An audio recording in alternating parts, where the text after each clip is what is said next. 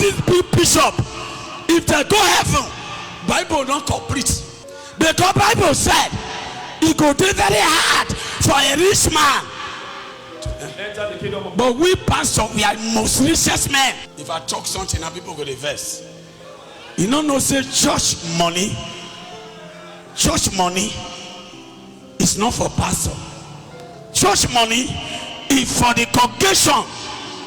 For those when Satan attack, you must not make heaven. Receive poverty. The pastor will change them, deliver them from hardship.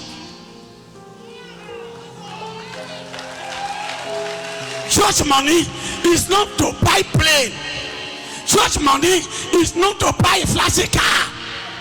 Church money is not to have a vessel or no. Church money is for the member. When you read your Bible, it says none of the lack. Prophets sell their land, sell their house.